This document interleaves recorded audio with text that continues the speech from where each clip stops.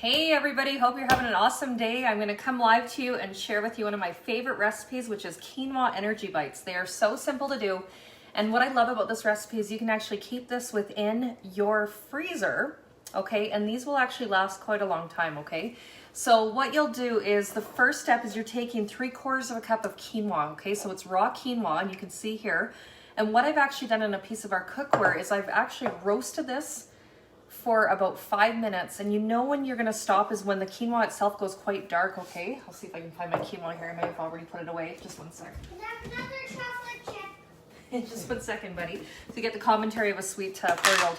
But you can see the difference with the quinoa here when it's roasted versus when it's fresh, okay? So really, really, really important that you do that because it's actually gonna cause the surface to pop and it's a little bit easier to chew, okay? So it technically still is like an undercooked quinoa, but when you roast it like that for that 5 minutes, you're gonna find that it's actually a really nice nutty flavor, okay? So I'm doing this in our batter bowl. This is a 8-cup batter bowl. These are great for mixing, doing all sorts of different things. The next thing I'm gonna do is take our manual food processor. So this is good when you're doing mixes, when you don't wanna pull out the big guy, the big guns, okay? And you wanna be able to do oats. So what we're actually gonna do with oats today, this is 2 cups of oats, and I'm just covering up the little piece that's actually gonna hold the piece where we cut, okay? Now this guy is great is because it's actually rubberized on the bottom. It's got 3 blades, and obviously the more you pump, the more you're gonna be able to cut it down. And I just realized the shirt I said, this wine is making me awesome. I'm not drinking. It is 2 o'clock in the afternoon. We'll see about 7. Okay, so all we're doing is we're breaking up the oats. Okay, and we're getting them to a real nice texture that's really easy to eat, okay? And we just did 2 cups with that. So you can actually make ice chunky with this. You can get away with mixing, say, like any of your pico de gallo. Maybe you're doing guacamole. Maybe you're wanting to cut up peppers. Maybe you're doing things like, you know, cucumbers for a dip, whatever it may be. 2/3 of a cup of coconut, okay? And you're gonna notice a couple different measuring spoons I'm using here. These are our easy read. They come as a set of 4. And then of course we have the traditional type of measuring cup, okay? And then we're taking 1/2 cup of semi-sweet chocolate chips. This is really important because I find that when you use milk chocolate, it's really, really sweet, but the semi-sweet give it a really nice flavor. The next thing I'm gonna do is take peanut butter. So again, if you have ones with nut allergies, obviously you're not gonna want to be doing this one, but I'm gonna take one of our... Mama, can I have chocolate chip? You can have a chocolate chip. There you go, buddy. Okay, so this is our measure all cup. This guy is really slick when you're doing baking, especially if you're doing things like peanut butter, you can see here, and you don't want to lose anything, but you also want to be able to squish things out, okay? Can I have one more? Honey, I'm just live on camera here, okay? Please. You've got, hey, you've already had some, okay? He wants more chocolate chips. More. Parker, go. This wouldn't be life without a child interrupting. Okay, so we're gonna take, this is 2/3 of a cup of peanut butter, and you can see how that just squishes out. It is absolute magic. And then the next thing I'm gonna do, and for this step, you can actually get away with using either agave, which I personally prefer, or you can do honey, okay? The measure all cups are awesome, hey? Like Sharon, I absolutely love these guys. Okay, so then the next one we're gonna do is 1/3 of a cup of agave.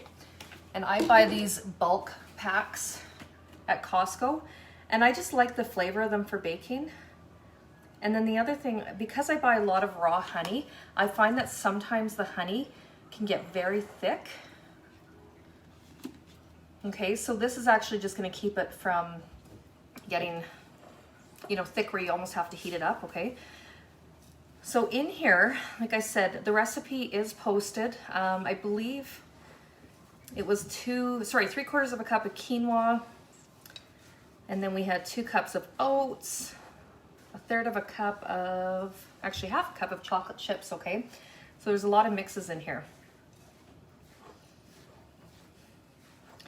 Okay, so we're just gonna bring this all together, and it's really important that when you do your quinoa is that you let it sit at least for half an hour, because if you go to put it in with the peanut butter and the chocolate chips and the agave or the honey, it actually heats everything up and you end up with just a big mess, and it's really hard to mix. Okay, so you wanna keep everything as whole state as possible, so it's better to do everything when it's room temperature. So these are my favorite, and I find that it's nice because they all come together.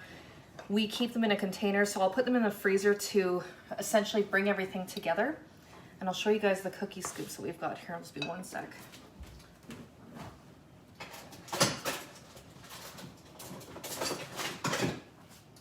If you don't own our cookie scoops, honestly, this is like a lifesaver for baking. So this is a 1 tablespoon.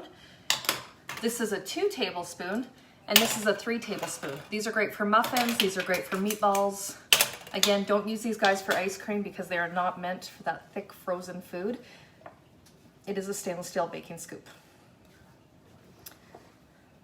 So I'm gonna just put these out onto a sheet pan. I'll grab my sheet pan because of course, why would I be organized?